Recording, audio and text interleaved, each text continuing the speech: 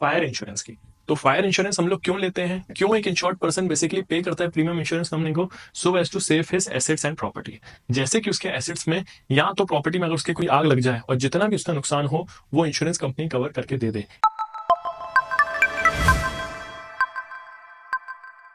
Hello students, आज हम लोग पढ़ेंगे difference between the life insurance, marine insurance and the fire insurance. अब ये तीनों टाइप के इंश्योरेंस हैं, लेकिन इनमें डिफरेंस क्या है आज हम ये समझते हैं। तो सबसे पहला डिफरेंस आता है कि लाइफ इंश्योरेंस में जो सब्जेक्ट मैटर होता है जिसके लिए हम लोग इंश्योरेंस लेते हैं वो होती है हमारी लाइफ, राइट। तो सब्जेक्ट मैटर की अगर बात करें तो सब्जेक्ट मैटर क्या होता है, किस पर्पज के लिए हम लोगों ने इंश्योरेंस लिया है। तो subject matter in case of life insurance होती है हमारी ह्यूमन लाइफ। बात करें फायर इंश्योरेंस की, तो फायर इंश्योरेंस हम लोग क्यों लेते हैं, क्यों एक इंश्योर्ड पर्सन बेसिकली पे करता है प्रीमियम इंश्योरेंस कंपनी को, so as to save his assets and property. जैसे कि उसके एसेट्स में या तो प्रॉपर्टी में अगर उसके कोई आग लग जाए और जितना भी उसका नुकसान हो वो इंश्योरेंस कंपनी कवर करके दे दे, इसलिए हम लोग लेते हैं। तो वो बेसिकली फिजिकल प्रॉपर्टी या एसेट्स को कवर करने के लिए फायर इंश्योरेंस लिया जाता है। अब मरीन इंश्योरेंस किस लिए लिया जाता है, मरीन इंश्योरेंस के अंदर टोटल तीन चीजें आती हैं। फर्स्ट ऑफ ऑल आती है एक शिप इंश्योरेंस। अब शिप इंश्योरेंस होती है कि हम लोग जिस शिप को ओन करते हैं उसके लिए हम लोग ले रहे हैं इंश्योरेंस पॉलिसी। या तो हम लोग कार्गो ले रहे हैं, दैट इज कि हमारा जो कार्गो, जो गुड्स हम लोग ट्रांसपोर्ट कर रहे हैं एक जगह से दूसरी जगह, उस चीज के लिए हम लोग जब इंश्योरेंस लेते हैं तो उसको बोलते हैं कार्गो इंश्योरेंस। और थर्ड आता है फ्रेट इंश्योरेंस। फ्रेट इंश्योरेंस कहता है, फॉर एग्जाम्पल आपके पास एक शिप है, अब आपको ऑर्डर मिला कि आपको मुंबई के पोर्ट से यूएसए तक गुड्स भेजने हैं। अब अगर ये गुड्स वहां तक नहीं पहुंच पाते हैं, बीच में ही एक्सीडेंट हो जाता है या तो कोई प्रॉब्लम हो जाती है, तो बेसिकली जिस कंपनी ने आपको ऑर्डर दिया था कि आपको बॉम्बे से ये गुड्स भेजने हैं आपको फॉर एग्जांपल यूएसए या चाइना तक, तो वहां तक वो नहीं पहुंचे हैं गुड्स, तो इतने एरिया का वो ट्रांसपोर्टेशन के भी आपको कॉस्ट नहीं देगा। तो इसके लिए आप क्या करते हो, एक इंश्योरेंस कंपनी से डील करते हो जिसमें आप कहते हो कि या तो मेरे वॉयज के लिए, दैट इज जो मेरी एंटायर जर्नी है, आप उतने के लिए मेरे को इंश्योरेंस दे दीजिए कि मेरे गुड्स सेफली पहुंच जाए, और अगर नहीं पहुंचते हैं तो जितना भी मेरा फ्राइट का कॉस्ट लगा है, जितना भी मेरा ट्रांसपोर्टेशन कॉस्ट लगा है, उतना अमाउंट मेरे को रिकवर हो जाए, तो उसको बोलते हैं फ्रेट इंश्योरेंस।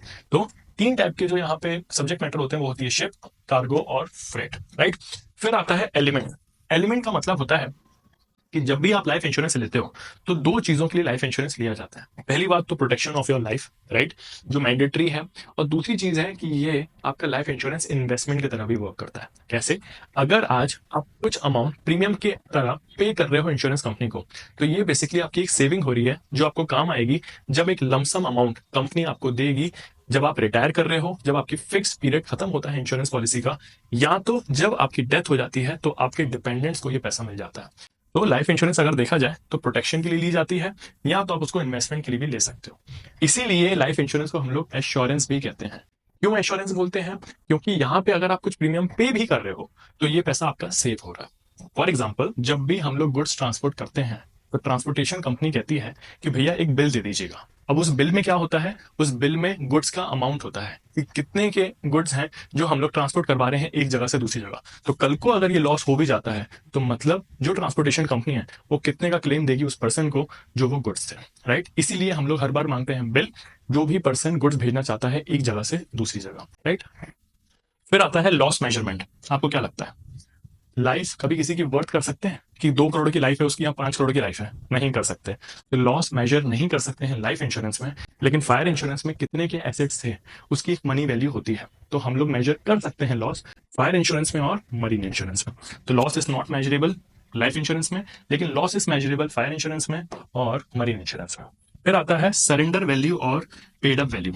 अब जैसे ही 1 साल खत्म हुआ, पॉलिसी का टाइम खत्म हुआ आपके फायर इंश्योरेंस में, तो मतलब कोई सरेंडर वैल्यू नहीं है। इंश्योरेंस कंपनी आपको कुछ नहीं देगी अगर एंटायर ईयर कुछ भी नहीं हुआ एक्सीडेंट या लॉस, राइट, तो आपको कुछ क्लेम नहीं मिलेगा। लेकिन लाइफ इंश्योरेंस में जैसे ही पॉलिसी खत्म होती है 20 साल बाद, तो फिक्स अमाउंट 5 करोड़ रुपए मिलना तय, राइट। तो सरेंडर वैल्यू कितने की है, 5 करोड़, जो कौन देगा, insurance company, that is insurer देगा इंश्योर्ड को। या तो डेथ हो जाती है तो डिपेंडेंट को दे देगा, राइट। तो life insurance policy has a surrender value और पेड अप वैल्यू जो मिल जाती है एक फिक्स टाइम पीरियड बाद। फायर इंश्योरेंस में does not have any surrender value और पेड अप वैल्यू। पॉलिसी खत्म, प्रीमियम का वैल्यू खत्म, फिर नई पॉलिसी लो और फिर कुछ हुआ तो क्लेम दिया जाएगा, राइट। तो इन दोनों में ही कोई भी आपकी सरेंडर वैल्यू और पेड अप वैल्यू नहीं होती है। बात करते हैं पॉलिसी अमाउंट की। तो one can ensure any amount in life insurance.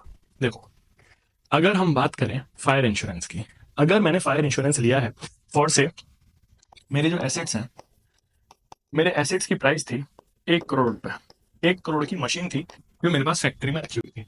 अब अगर मेरा लॉस हो जाता है तो कंपनी कहती है कि जितने का एक्चुअल लॉस हुआ है उतना हम आपको क्लेम दे देंगे।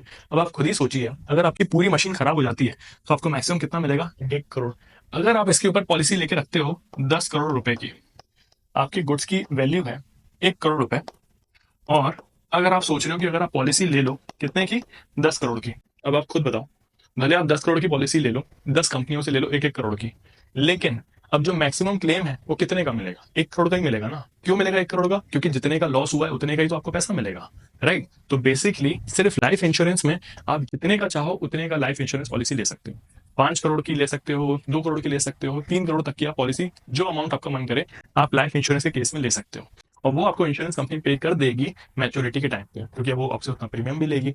लेकिन फायर इंश्योरेंस की बात करें या मरीन इंश्योरेंस की बात करें, तो जितने का आपके गुड्स हैं उतनी की ही आप क्लेम कर सकते हो कंपनी से, और उतनी की ही आप पॉलिसी ले सकते हो, राइट? क्योंकि इससे तो कस्टमर को ही लॉस है। अगर उसने ले भी लिया क्लेम तो कंपनी कितना क्लेम देगी? जितने के एसेट्स थे उसके बियॉन्ड क्यों देगी, राइट? तो इधर in fire insurance the amount of the policy can not be more than the value of subject matter. Subject matter मतलब जो प्रॉपर्टी या तो एसेट जिसके लिए हम लोग इंश्योरेंस ले रहे हैं। मरीन इंश्योरेंस में the amount of policy can be the market value of ship और कार्गो।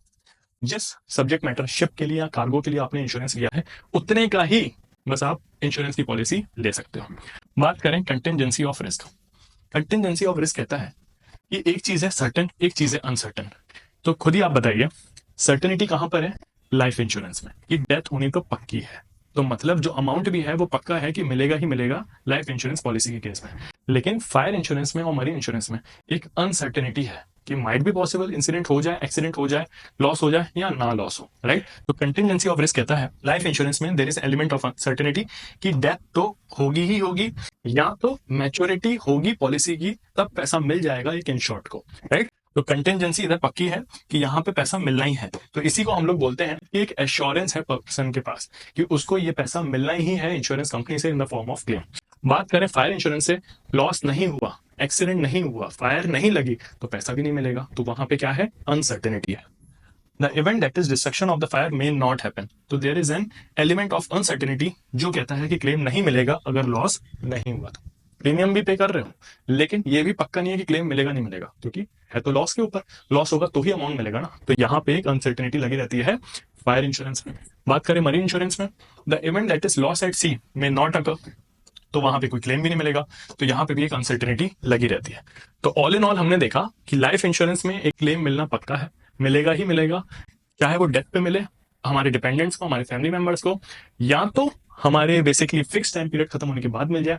लेकिन फायर इंश्योरेंस, मरीन इंश्योरेंस में एक अनसर्टेनिटी लगी रहती है कि होगा चाहे नहीं होगा, नहीं होगा तो क्लेम नहीं मिलेगा, राइट? तो ये थे हमारे डिफरेंसेस आज के लिए लाइफ इंश्योरेंस, फायर इंश्योरेंस और मरीन इंश्योरेंस के। आई होप आपको ये टॉपिक समझ में आया होगा।